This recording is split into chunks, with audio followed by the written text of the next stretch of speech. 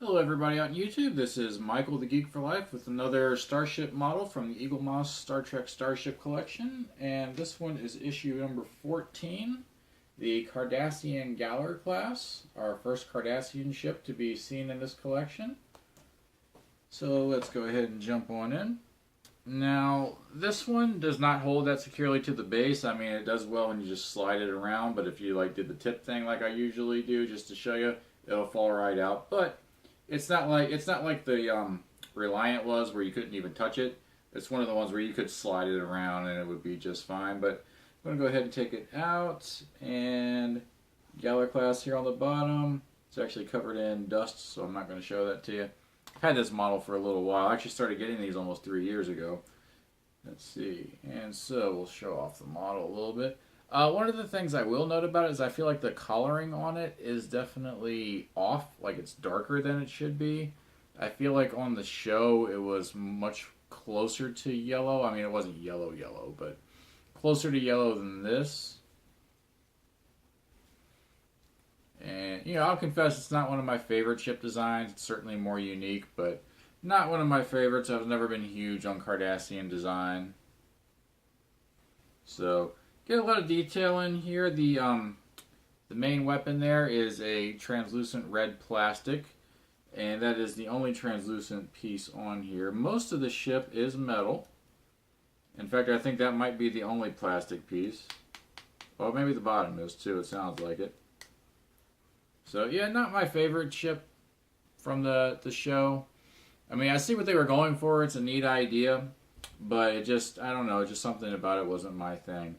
But I really do like, and I did watch some of the early episodes where this ship appeared, and it is much more closer to yellow than it is this. So definitely the paint job when it just came out, not quite right. Show it off a little bit. I mean, it's not a bad model, and it's definitely one that any Star Trek Starship collection should have. It's not really blowing me away. And honestly, when I first opened it and I saw how dark it was, it just wasn't that great for me. Like, even on the magazine, you can see it's more yellow than this was. So I'm not quite sure why it came out as dark as it did. But on to the magazine. And as per usual, how it fastens to the base. And some stats on it. It's kind of funny. The picture here has it as a blue. The weapons right there. And this one does too. A nice beauty shot of it. Funny, I do remember in the series being red though, so I feel like the model is correct in the picture. Yeah, because here's an actual. There, it's red. So yeah, the show has it as red, just like the model. And some more pictures of it in battle. And of course you can see up here, that's red. So it is supposed to be red, so the model is accurate on that.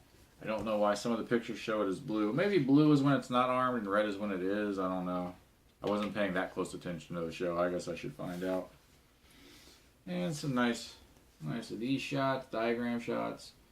Top, side, front, back, where everything is. And a little bit about Gul Dukat. I guess they ran out of things to say about the ship. More about Gul Dukat. Definitely one of the better Star Trek villains, Gul Dukat, but this is supposed to be about the ship. Designing the Galor Class. I mean, I do prefer what they went with as opposed to this one here. Don't like that. And still designing.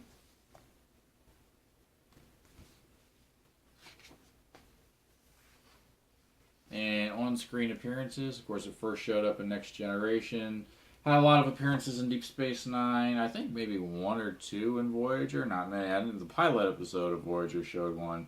And then I think that there was maybe one more episode down the line that showed it. And of course, the next model, USS Equinox. And a nice little beauty shot of it there on top. Sorry, my fingerprints are all over it. So what do I think about this model? Honestly, I'm just going to give it a 3 out of 5. I don't feel like the detailing was that spectacular. I mean, it shows some writing and some of the symbols on it, but I just feel like the paint job they put on it just was not that great. I don't feel like it matches up that closely to the show. I mean, it certainly does in some places, but they could have come much closer than they did. So I'm only going to give this a 3 out of 5. It's just kind of an average model. Nothing spectacular. I mean, there are probably some better Cardassian Galor Class ship models out there that you could get. So only a 3 out of 5 for this one. Better luck next time.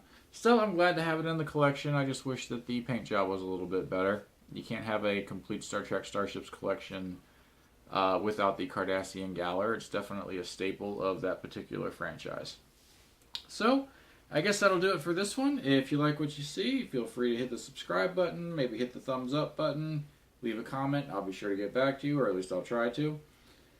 And, also, if you like not just my channel, but any YouTube channel, one of the ways that you can help financially support that channel, and mine incidentally, is the little ads that show up at the beginning of a video. If you could just watch at least 30 seconds of those, or if you click one of the banner ads down at that show up at the bottom. Those are 2 ways that you can financially contribute to the channels that you like here on YouTube without actually dipping into your own pocket. And anytime you can financially support something without actually having to pay for it yourself, go ahead and go for it. And I guess that'll do it for now. This has been issue number 14, Cardassian Galor Class. And I will see you guys next time with issue 15, the USS Equinox. Talk to you later. Thanks for watching. Bye-bye.